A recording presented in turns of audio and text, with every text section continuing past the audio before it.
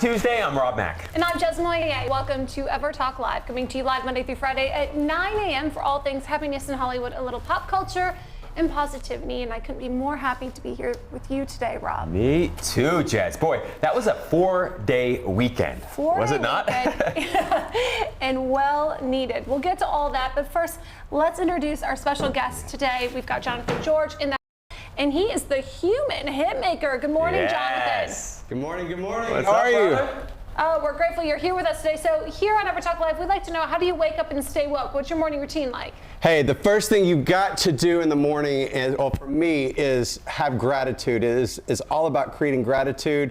Then a huge cup of coffee and snuggles with my dogs, and then I have a perfect day after that. Yeah, and a fresh fedora, man.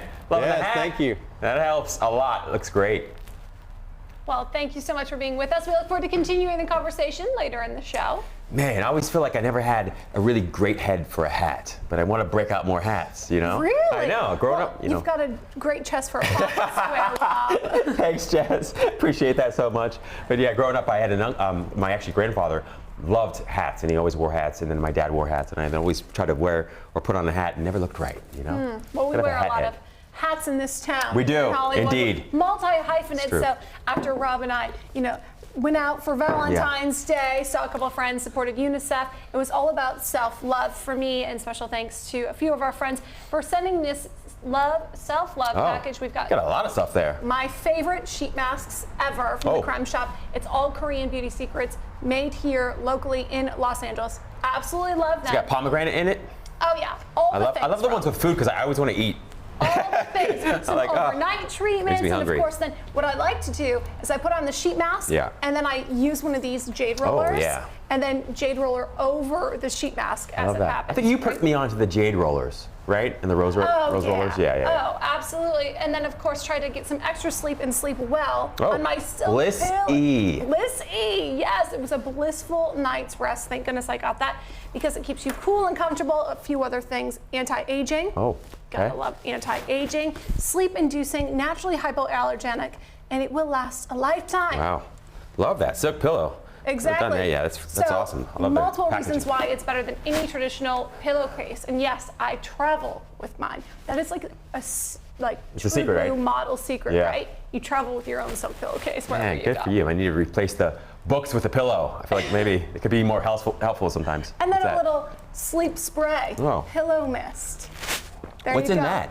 All the good things. It's like when Marilyn Monroe, relax. yeah, totally. Marilyn Monroe would say she wears Chanel No. 5 to bed, of course. Yes. Well, I'm wearing Bliss E. I love to that, bed Jess. and lighting my organic coconut candle from Serena Poon. Man, Yeah. so do you have a self-care day, like an actual day that's dedicated? Does it change every week? How does that work? I usually try and do self-care Sundays. Yeah. That's been really important to me and integrating that in my schedule because, we're really busy stepping and repeating all over town and running errands. And so for me, Sundays are usually my day to just rest and take care of myself. That's when you know you're grinding, when you replace like Sunday Fun Day with Self-Care Sunday. Exactly. There's still a little rosé in there, but I really try and take a little extra time for myself. That's fantastic. Just love that. So you had a good weekend? It was a really nice weekend, and our hearts and our prayers are with Dr. Amy Herwick's family, of course, and the shocking, tragic news of her untimely death. Oh my goodness, just so deeply disturbing, and so, of course our thoughts and prayers with her and her family and her friends and all her loved ones. It's just so sad. So sad. We had the incredible honor of meeting her at the red carpet, Rock to Recovery, and welcoming her on Good Morning La La Land, as well as being featured on Dr. Kate's show, Mind, Body, Spirit. So we'll share a couple highlight moments with you later in the show on that. Yeah, just incredible. I had speaking of connection, I had a friend visit this weekend. It was a client. I've known him for 4 years. I'd never met him in person. The thing with a lot of my work is, you don't meet people all the time, right? I think with you too, I know lots of people, and it's interesting. You end up being like pen pals or just FaceTime friends. But he was a client for 4 years, and it's so interesting, so inspiring to see the ways in which people evolve over the course of their lives. I mean, this guy started out when he had absolutely nothing, really, lived in a trailer, and 4 years later, he's got a business. He makes hundreds and thousands of dollars, and I was just so incredibly inspired by that. And I had to ask him, like, of all the things I said that you and I talked about, that all his other mentors talked to him about, like, what was most helpful? And he simply said having structure to his day, and accountability, that in and of itself was very helpful, but also connection. And I think the one thing that I always reminded of, when we lose people that we care so much about, is how important it is to stay connected to people that you love. and to support people that you love, and to also receive support from people that you love. So of course, definitely mourning loss of Dr. Amy, and also celebrating the connection that we continue to, celebrate with each other. Absolutely, and that's what's so important about what we do here on EverTalk is creating community, creating connection, and having conversations that even if it's just for, 5 minutes, really impact us, really impact you. That's the whole reason why we do this show. Yeah, exactly. Is to have a conversation that will ignite a change and a connection that can change somebody's life. Absolutely. Change the whole world. Absolutely. And I think there's so much to be said around that, Jazz, because definitely it's the connection itself and it's the people, but it's also having an intentional conversation where you're focused on the things that matter most, that uplift, that inspire, that maybe educate and definitely entertain, but really those things that help to support people living an increasingly happy and healthy and wealthy life, right? Because so many of the conversations aren't that. If you turn on the news, if you look at, if you go online, most of the conversations really are just like this negative vortex of depression and dysphoria. So, I love that we get an opportunity every day to have conversations that make a difference. Well, especially around Hollywood. Yeah. So many times Hollywood is synonymous with broken dreams, right? And for us, we really want to encourage and focus on happiness in Hollywood and how to really pursue that and let people rewrite their stories, rebuild their legacies. Of course, we have to honor and mention Jason Davis and the Davis family, who is also in our thoughts and prayers today after the very untimely death of Jason Davis as well. He was a very prominent figure in the social realms of Los Angeles. And he was really actively with us trying to rewrite his story, trying to rebuild his legacy. And that we have the opportunity to not only witness that, but help do that for somebody right here in Hollywood, right here in Los Angeles, is why we're here. Absolutely. And it brings up a great point, Jez, which is, why, do we continue to do anything we do all day long, all week long, all year long in our lives, right? I mean, are we doing it because it's fun and it's entertaining and that's great, and are we doing it just to pass time, or are we doing it because maybe we want to create our own legacy, or we want to leave our own legacy behind, or maybe we want to continue somebody else's legacy, somebody like Jason or somebody like Dr. Amy? And so I think it's an important question, and one that that upon which reflecting on can only improve and enhance your life and the lives of the people that you love, right? And recognizing that by doing nothing else besides truly being present, truly connecting, as you said, you've done enough. Yes. You have changed that moment. You have integrated that yourself into somebody's story, into their legacy. Yeah, it's such a good point, because I think sometimes we get overwhelmed by this question, like, what should I do with my life, and how can I create a legacy, or how can I help carry on the legacy of somebody else? But often less is more, and by that I simply mean exactly what you said, which is just being present. Sometimes the act of listening itself is more powerful than anything you could possibly say or do. Just that in of itself, being present and being there for someone and listening without necessarily having solutions, not necessarily having answers or trying to build this incredible empire, but just by being present, often like a greater, sort of more blissful and brilliant intelligence sort of flows through you and into the other person and into the world. And so I'm big on that. I just love that you highlight that, Jez. I think that's one of the ways in which we can all make a sort of much more positive difference, is just by being present. Yeah. Amen. And in times of loss or grief, Rob, do you have any kind of happiness hacks on really how to focus on that rather than the pain that you're feeling? Absolutely. So it's funny. So yesterday, I did a segment on Access Hollywood. Always shouts out to Access Hollywood. Appreciate those folks so much. And part of it was really around when you lose someone in your life, let's say, or you have something go wrong. Maybe you lose a boyfriend, a girlfriend, a husband, a wife. It's just the end of the relationship. Just a breakup. Exactly. And a couple of thoughts that I would want to share just from going through my own challenges in life.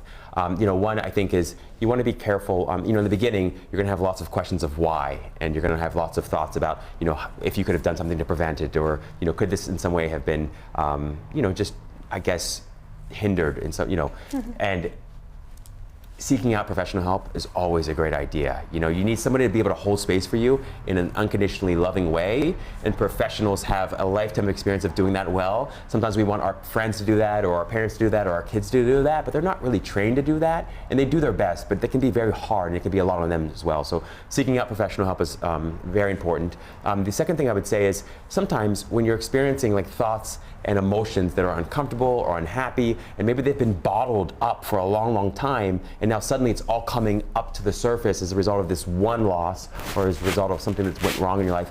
The most important thing you can do is not feed and fuel that negativity and those thoughts and that stress and anxiety and the sadness by adding judgment on top of it. If you can just learn to sort of sit and notice what you're thinking and notice what you're feeling without judgment and without necessarily trying to correct it or get rid of it, you'll find that the negative feelings and thoughts and emotions will begin to leave you alone more quickly than if you try to get in there and like fix it all. I've noticed that judgment can be as simple as feeling I should feel this way. That's right, Jess. Or thinking that, rather. Like, I should feel this way, I should think this way, rather than just allowing yourself to think or feel however you're feeling. That's right, exactly. If you can just sort of create a little distance almost between the thought and the emotion and yourself, there's sort of like the thought and the emotion, and then there's the thinking about the thought and emotion, right? That's when you get messy, right? That's when you get messy. And then there's the awareness of your thinking about the thought and emotion. If you can sort of stand firm in or abide as that awareness itself, where you're just looking at the thoughts and the feelings the way you do like clouds in the sky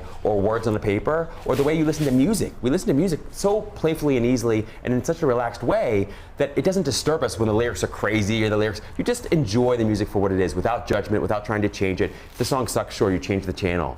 But so much of us, I think, try too hard in terms of like making sense of it all, because ultimately at the end of the day, life doesn't often make sense at all. No, not at all. You know that from personal experience? I know that from very personal experience. And don't get me wrong, like, it's interesting though, because you reflect back, like, that hindsight is 20/20, right? And sometimes you get this new perspective and you think, okay, it does make sense.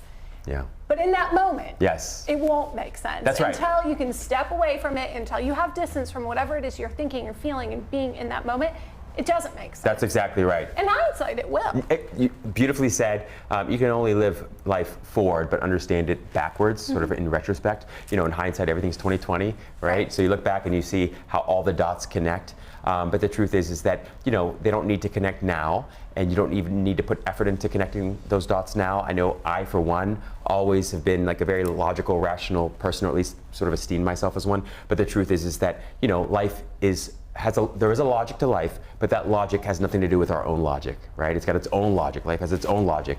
And so you have to kind of respect that, honor that, and lean into that. And sometimes by sort of embracing this idea that you don't know, that maybe you can't know or won't know, allows you to feel a deeper sense of security and stability and safety, one that couldn't even be captured or felt if you did know, right? Sometimes we get to that place in our lives where we do know something, but that's a very temporary kind of stability. There's a deeper stability that comes from not needing to know. You can just let it be. That's sort of peace and happiness from the inside. Master experience. I have not gotten there. Well, if you think about it though, Jez, so much of your life now, we think that we know.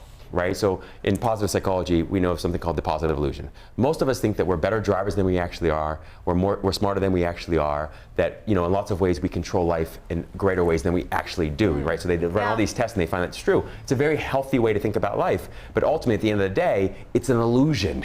That's why still we haven't, done away with this thing called death, right? Think about that in and of itself. As much as we've accomplished on this planet, we still will at some point in time need to drop this costume, this, body, right? So, we're living an illusion most days, and there's nothing wrong with that. But there's a deeper reality that can provide more peace, which is knowing that it's just an illusion. Make sense? Kind of. It makes sense. Yeah. Thank you for sharing that. I think I'll have to pick up a copy of your book, Happiness from the Inside Out. I don't know if that's all in there. Got to finish the other 4. Exactly. The next one. Yeah. Well, thank you so much for being with us today. Stay tuned. We've got some great interviews coming up next. And I'm Jessamine Moyer. This is EverTalk Live, coming to you live Monday through Friday at 9 a.m. in the Ever Media Studios for a little Hollywood and happiness, positivity, and pop culture. On Apple TV and Roku via the EverTalk app, and of course streaming live on all socials. I've got so much love in my life, and then I get to do this with you every single day. I mean, it's incredible. If you have a dream, do not let anything stop you. You can have all the money or all the success in the world, but if you don't have peace, it's all worthless, really, right? Happiness from the Inside Out. Please be sure, if you haven't read this book, That's sweet. You've got to. I love what we do. I do too, Jess.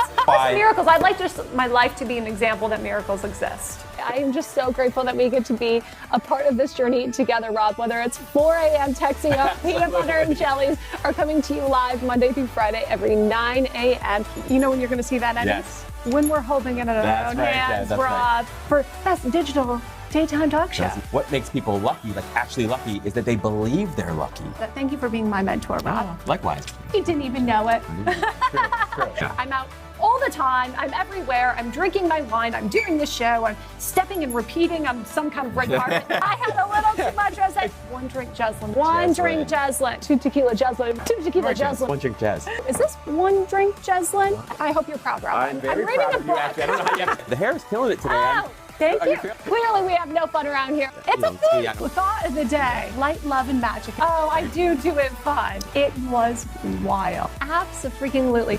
Oh my God! Do you know we're still on live, Rob? Right now. You gotta be kidding. Talking to my angels. That's hilarious. That's-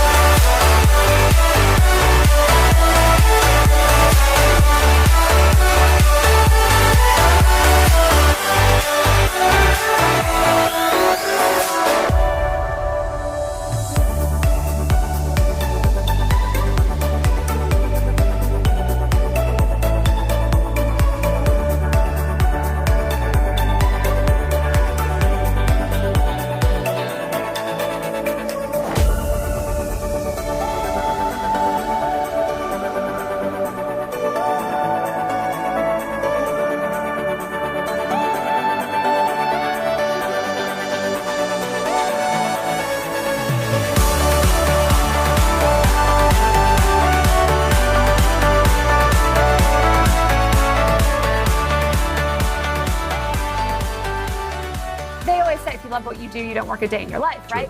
I absolutely love what I do. Yeah, we couldn't do what we do without the support of you watching. Thank you for sharing, for DMing, for commenting, for continuing to support us as we grow and scale our vision, for the people in the studio and their friends and families for having our backs. We're so grateful. Right. And I'm most deeply and genuinely grateful for you. Truly I am, Jazz. It's just a pleasure every day to connect with you and work with you. It's amazing. Oh, thank you. I'm so grateful for you. We love you, Rob Mack. There isn't a man or woman who hasn't met you and said you're the best dressed person in Los Angeles and the happiest guy we know. It's an honor to be able to do this show with you. That.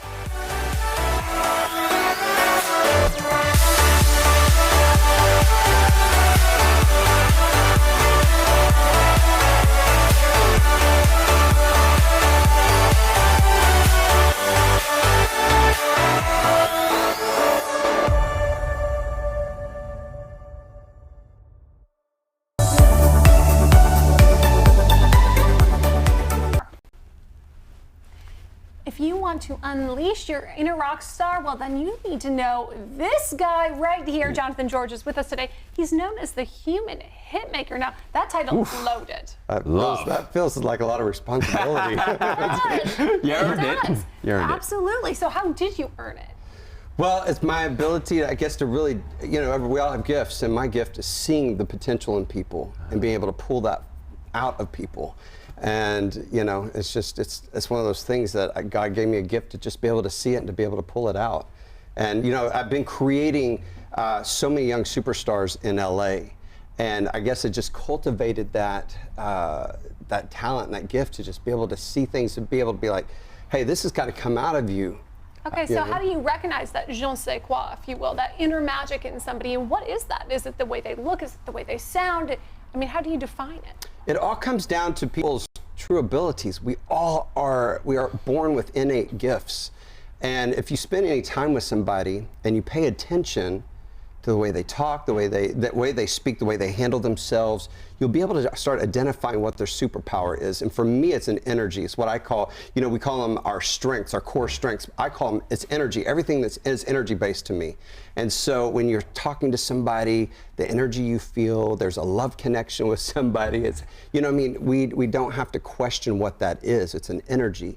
And so we all carry energy, whether that's a creative energy, whether that's critical thinking, whether that's somebody who has a zest for life, incredible zeal for things and enthusiastic energy about them. So, and when you tap into what that gift is and that energy, and you marry it to what somebody's passions are and what they really want to do, man, it's magical. Oh, I just love that. I remember learning somewhere that education basically meant to educe, which is to tease out of something, something out of somebody, not put something into them. So the greatest teachers always, kind of turn you around and say, look within yourself. Yeah.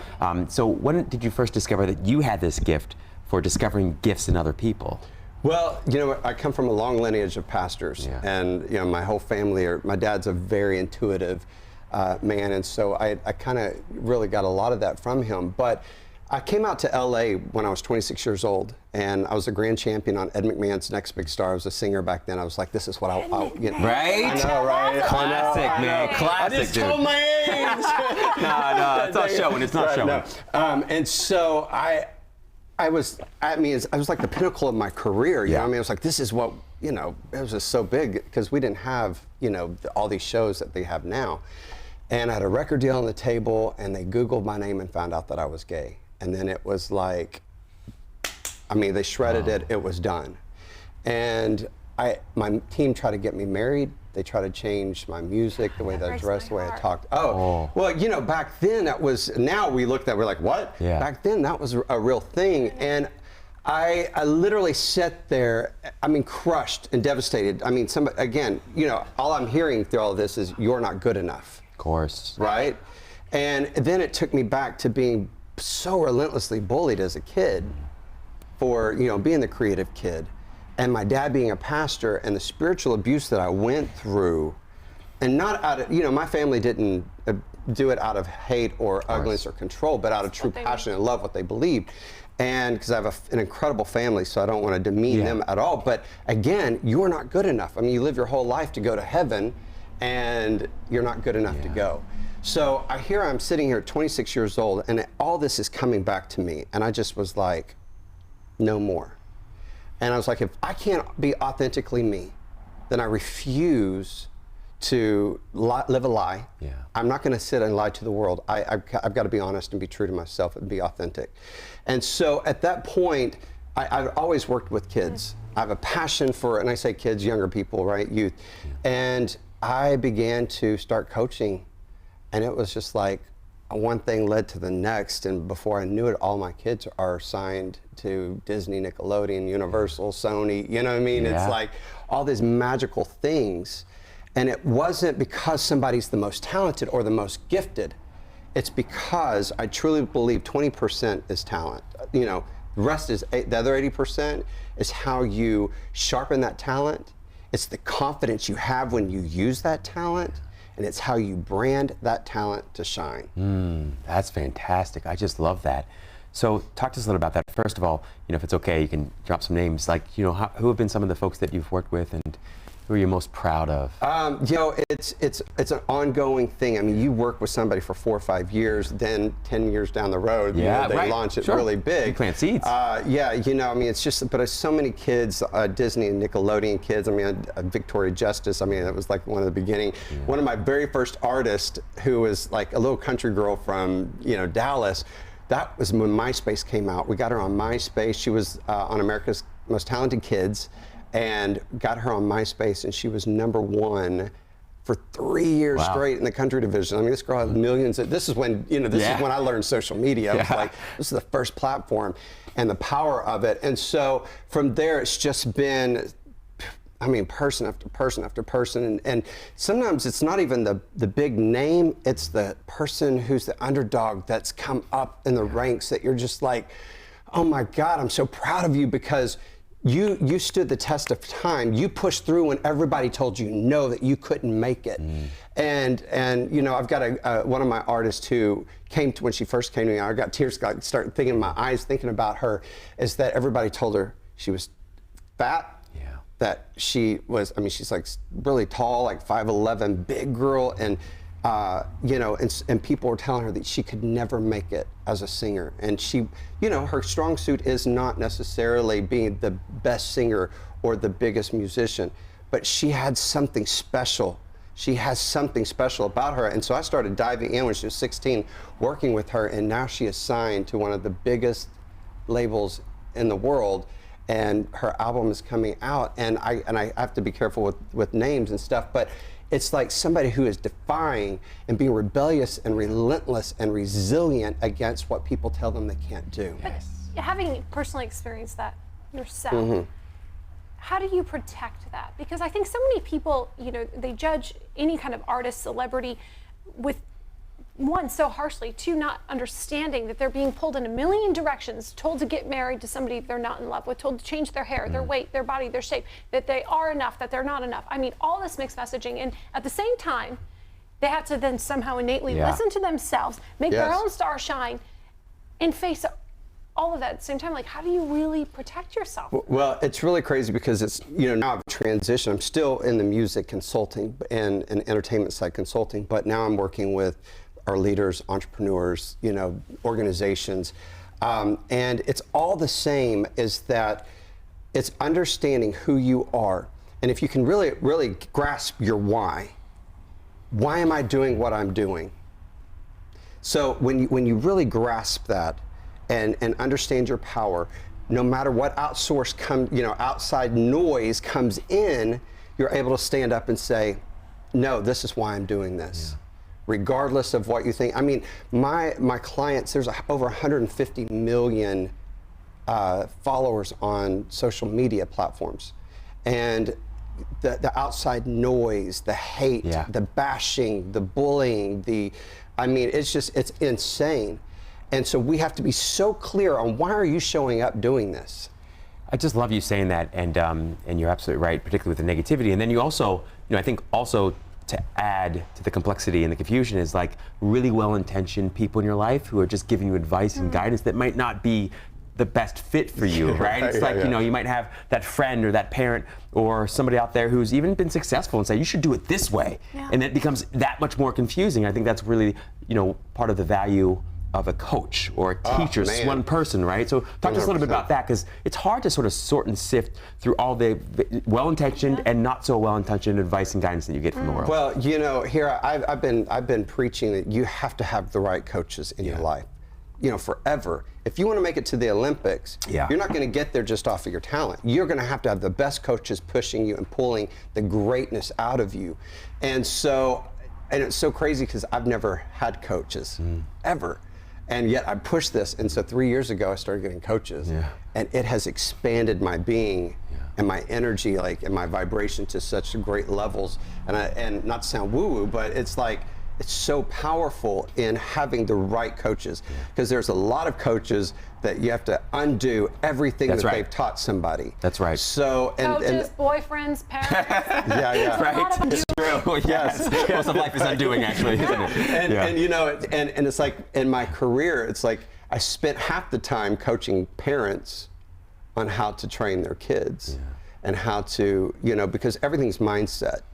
Everything is how you approach, and it's your perception of any situation, right? It's all mindset and being positive, and this is the reason why I love the show is because of the positivity that it teaches, and so that's the reason why I feel like I've created such healthy mindset people. And that goes with the human hitmaker. It's just like, really, it's not creating superstars in their entertainment career, but rock stars in life. And really stepping into their power, stepping into their greatness. And I truly believe that every single one of us were born to rock life at its fullest potential, at your fullest potential. And I truly feel like if you're not stepping in your power and your greatness, you're not only doing yourself a disservice, but you're also robbing me of my blessing.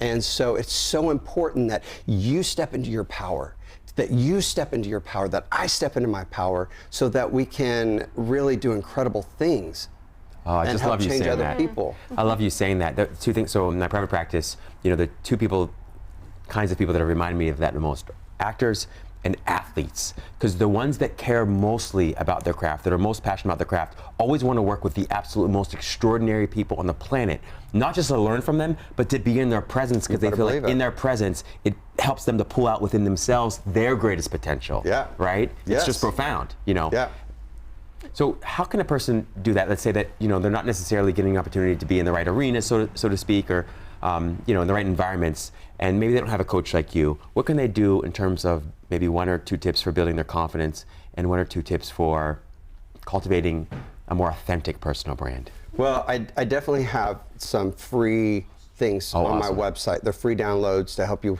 I've got different things, whether you're an entrepreneur, to break through the imposter syndrome, which is really just realizing your greatness and just walking in that, right? There's also to learn how to understand your core values and to walk in the world with your core values, which really creates confidence in decision making. And to also tap into your superpowers. But the things, I mean, it's a journey, it's a process, it really is. But the first thing is that you have to realize, who am I and why, what do I want to do?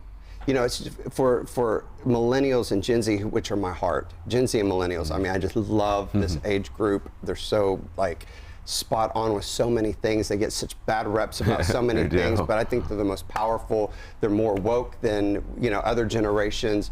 And it's about understanding your why. Why are you showing up every day? What it is that you love to do? What is it that is your true passion? And I think that once you understand that, then you can begin to cultivate. But you have to have clarity. Clarity is everything. If you're not clear, you're going to wander around. You know, it's like driving a trip from here to Dallas and, you know, not having clarity on what the direction is. And you can spend so much money. You're going to days and days of being And then you lost. wonder why you're not confident. Yeah. Right? Yep. Yeah. Love that. Just fantastic. Please tell everyone where they can find and follow you and learn more about what you do. Jonathan George, JONATHAN, George.com. You can also go to unleashyourrockstar.com. That's my movement. That's the thing I'm passionate about. You can go to either one of those, and I'm on all social media. Like we're streaming live, baby, right now. Right, it is. So yeah, anything like that. And I love connecting with people. I love people and to help people. So yeah, reach out. We love you and appreciate you, brother. Thank you guys so much. We appreciate you. Yes. Stay tuned. We've got a great, incredible look at an interview with Dr. Amy Herwick. May you rest in peace.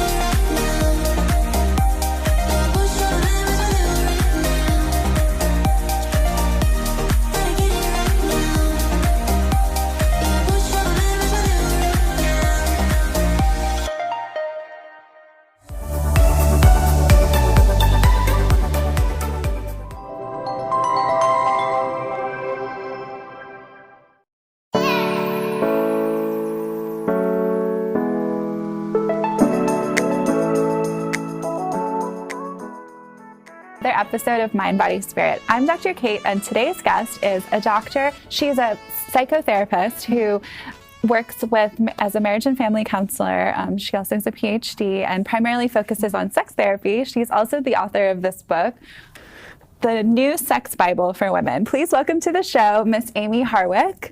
Thanks Dr. Amy Harwick. Hi, how are you? Great. Thanks for having me today. Thank you so much for coming. You look amazing. Thank you. When you see patients, like, how does that go? When they walk in the door? I don't wear red lipstick in my office. That's my only red lipstick is reserved for outside of the office. But Right. yeah, I look a little bit more toned down at work. Wow. So well, we could get into that later. Why don't you tell us a little bit more about what you do?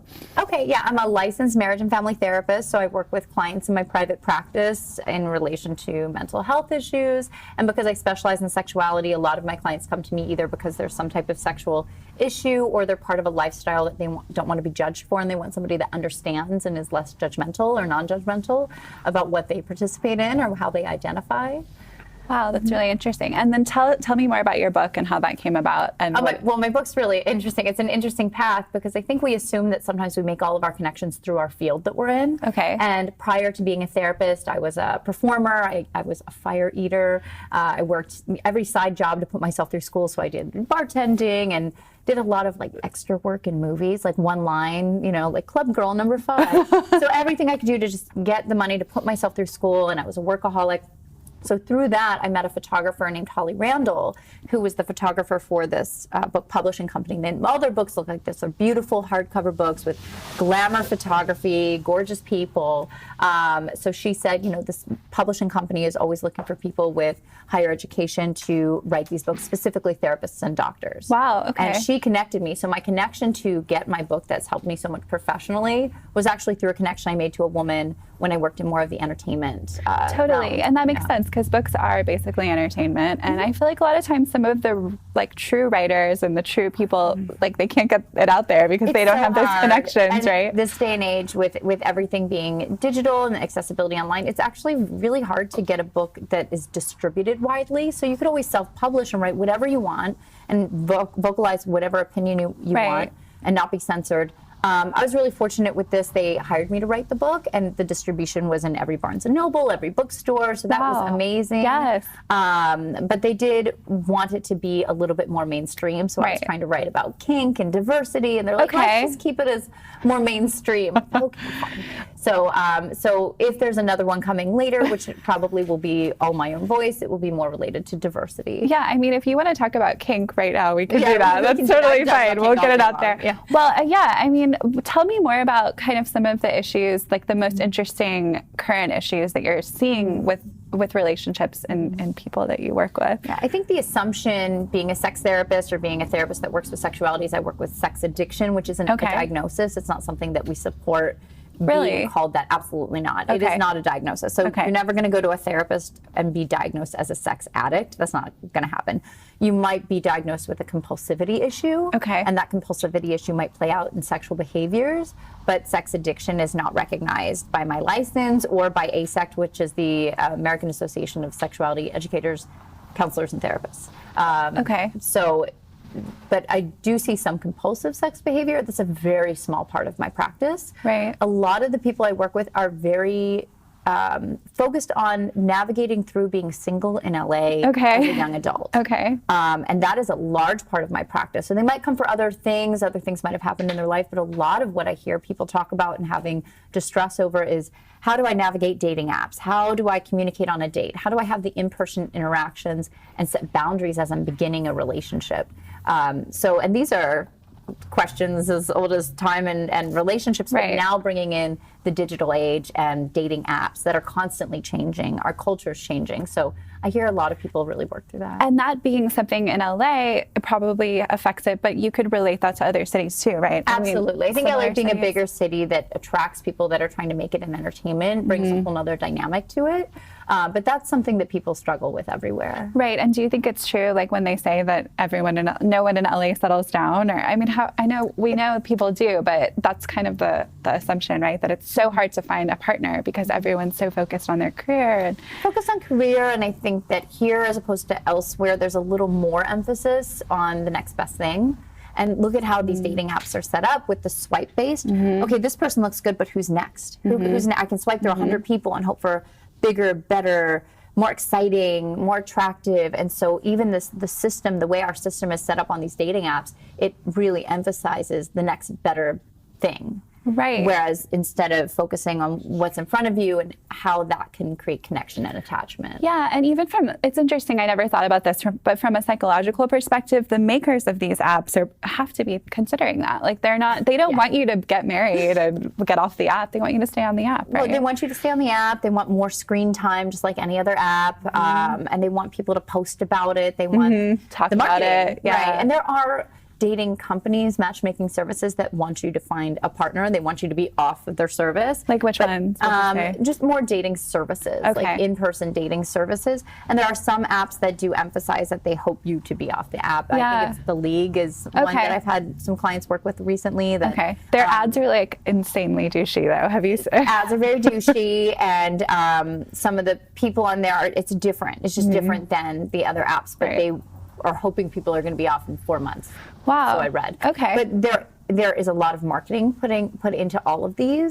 So if you're looking for love, that's something to be cautious of, is just like anywhere else. Just if you go into a bar and look for somebody, not everybody is there for a relationship. So you have to clarify, you have to set boundaries, and it's going to be far and few between, but it's possible. So tell me some of the things that men have struggled with on dating apps that you've seen that you could share. I do work with a lot of men that are more shy, more introverted, and trying to navigate this. So typically men that I work with that seek therapy to work through that tend to not be as assertive or extroverted. So how do they present, or how do they interact? Also people, so men I work with, but also people have difficulty taking in the ghosting or the non-responsiveness in the communication, because there's so much plentiful options. Why do I keep this conversation going? So people just stop talking to you. And that's very common. Unfortunately, that's a normative behavior with dating apps. So helping people and supporting them through maybe having that thicker skin and dealing with these apps that can feel really hard. So you're kind of having to tell them, don't have these like one-line conversations with 20 women, try to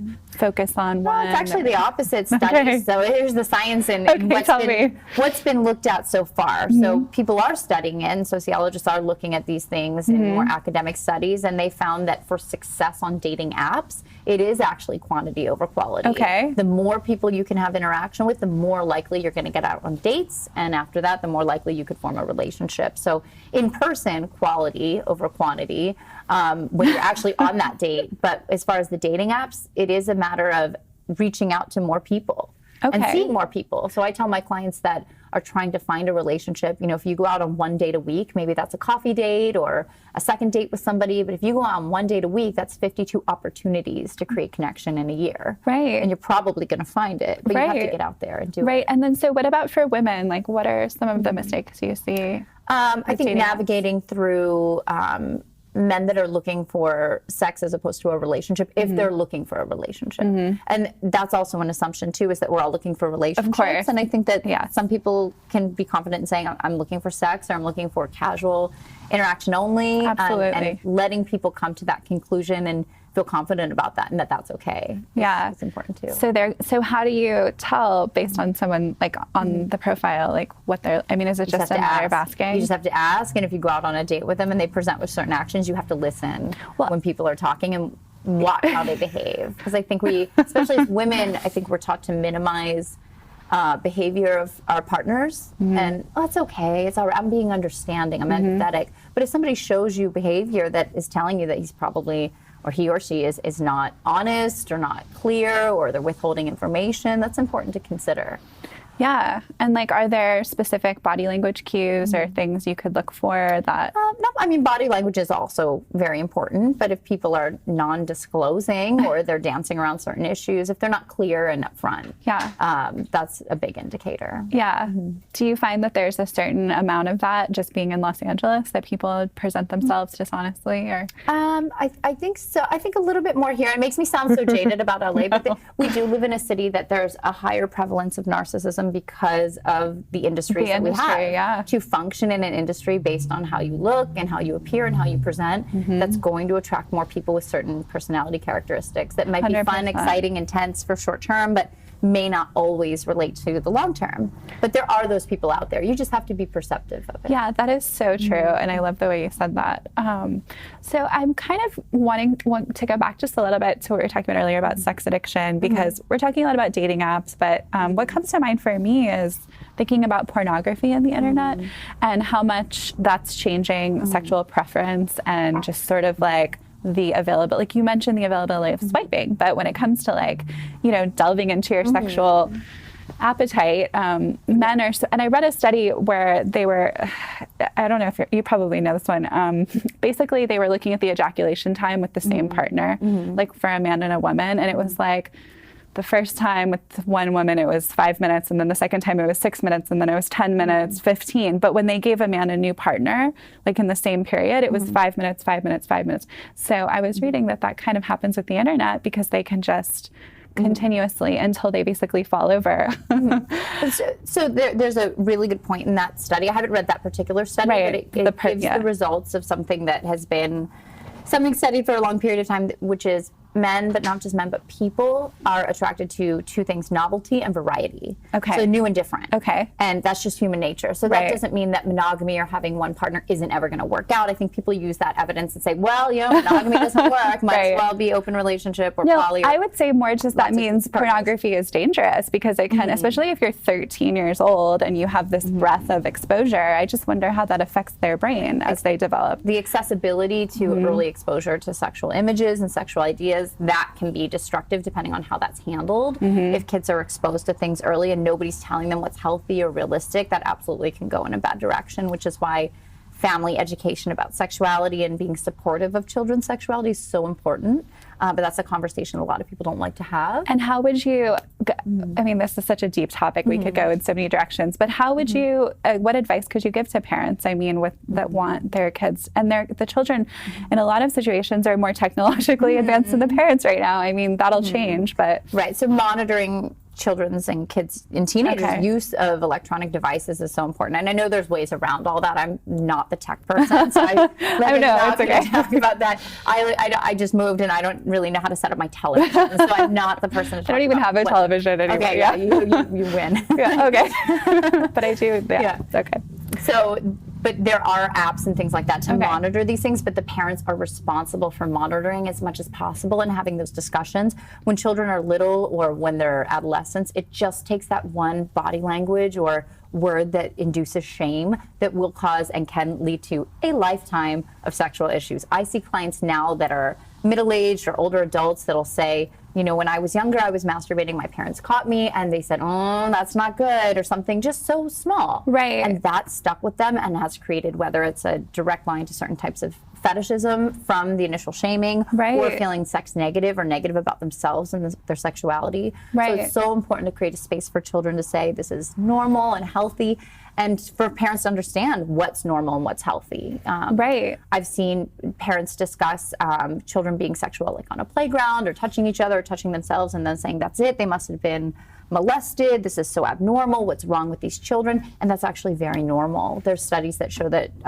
in utero, fetuses actually brush their hands or body parts over their genitals because there's nerve endings there, and it feels good. So they're not sexually fantasizing, but it's innocent. It feels nice, just like touching your skin feels nice.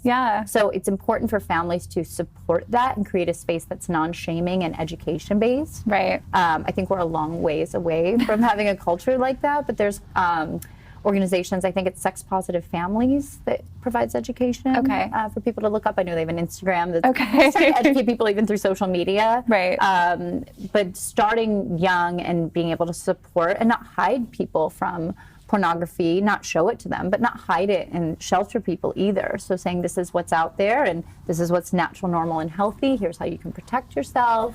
That's really important. So you would say sort of what's available in the world of pornography and ever growing is fine? And well, I mean, the accessibility is high, so everything is out there and very easily available. I think I wrote about this in my book, and I talk about this story a lot. Okay, we'll have to check it out. Yeah, there's this story I tell about my mom.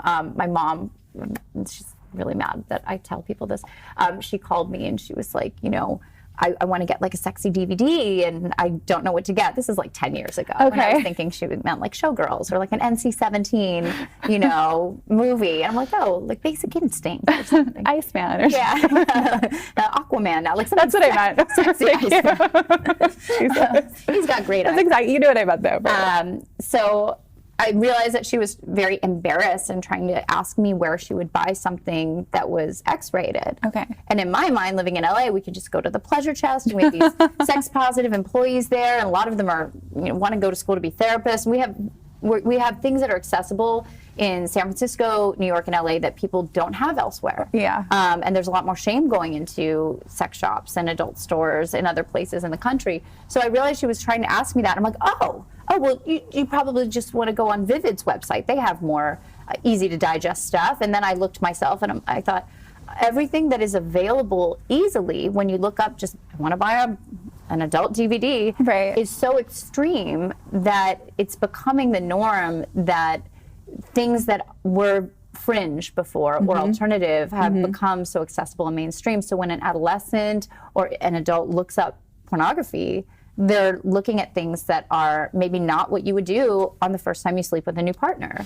And they're thinking that's normal. So I think we need to talk about what's normalized and also how do we discuss and consent with people if these are things that they're interested in, because young people are thinking that, you know, having anal on a first date is something that's normative and doesn't need discussion, when something like that is something that absolutely needs to be discussed and talked about with boundaries and consent. Right. It definitely raised a lot of questions. Like, was the old time of being a very conservative in our interaction, was that normal, or is the way it's going the normal? I mean, and or things are feeding off each other. So is pornography reacting to our culture, or is our culture reacting to what's being created by the adult industry? And it is both. Right. I mean, and even you could look at things like body modification styles and changes across like the world historically, and it's similar weirdness. But I don't know, I just think about addiction and exploiting like the biological need to procreate for profit with extra variety, when in the old days we wouldn't have had access to that much variety. I mean, you physically weren't close to people that were so different. It wasn't accessible. The variety and the newness wasn't as accessible. When people say back in the 50s, people were stuck in their marriages and they stayed committed. Well, they had less novelty and variety, and the culture was a lot more conservative. So it was a cultural byproduct of what was happening at the time. I think that there's definitely a benefit to pornography. I tell clients to watch porn, but I tell them to look at things that are sex positive, feminist porn, things that represent a variety of body types. Looking at stimulation of something sexual can be arousing. It can be something you can do with a partner. But if it's disruptive in your life, if you're finding yourself doing it every day and you're late for work and you have a hard time connecting with others because you're so consumed with watching pornography, or the expectations from what you're watching doesn't match to what you're having in your life and your relationships, then that could be problematic. So I don't use the term sex addiction. However, the compulsivity and the involvement in it can absolutely be destructive, depending on how you're using it, just like anything else. And would you suggest to any men listening that might think they fall into that category to do like a break or a fast from pornography, just or how like would they? Anything else, or women, you think that if you're denying that you have an issue with something, no matter what it is, coffee, alcohol, drugs, pornography, quit for 30 days. Try stopping. So I challenge people that I work with. Okay, you don't think you have a problem with whatever it might be. Don't do it for 30 days. Compulsivity with dating apps, using Instagram, whatever it is. Just don't do it for 30 days. See how you feel. And if they're having psychological withdrawals or anxiety, depression, if they're having byproduct emotions or physical responses from not having whatever the stimulus is, that's a problem. And then they need to come see you, right? Or maybe they're already seeing me, and then we work through what those what those feelings are, the overwhelming anxiety because they're not doing or participating in whatever it might be. So I don't see as much of the compulsivity with porn. I do hear women being concerned a lot that their partner is watching porn too much and they feel intimidated, and that could be the female partner or you know, I'm talking about gender because of what I see the most, but it goes both ways. But the cultural assumption that as a woman, pornography is threatening. But what about trying to watch it together? Like Right. joining it and making it a couple's experience that then is about attachment, something you're doing together that can be fun and exciting rather than something the other person does alone and is secretive about. And so there's definitely ways to work with it and join it rather than fight it. But it depends on the situation and the person and the couple. Interesting. That's very interesting. Wow. And our time has like flown by. I feel like we barely scratched the surface. Well, thank you very much for coming. Where can people find you to get more information? You can find me on, well, my website's just like an online business card, but you can look there for information. Okay. I mean, that's dramyharwick.com. Okay. Amy is AMIE. You can look at Instagram, where I post things that I'm doing, or sometimes mental health memes that I find fun for myself and I want to share with people. And that's Dr. Amy Harwick. On Instagram, Facebook. I have a Twitter. I don't really use it. I don't really get Twitter, but I have one. So those are all the places. And I'm in private practice in West Hollywood. And I do like some lectures and speaking and media stuff. So. Great. And I heard maybe teaching more soon, right? Yeah, I might take that on. I think that would be amazing. Debating. Yes. All right. Well, again, thank you so much for coming. This has been so informative and for fun. having me. Yeah. Well, this has been another episode of Mind, Body, Spirit. I'm Dr. Kate. This is Dr. Amy. And we thank you so much for joining us today.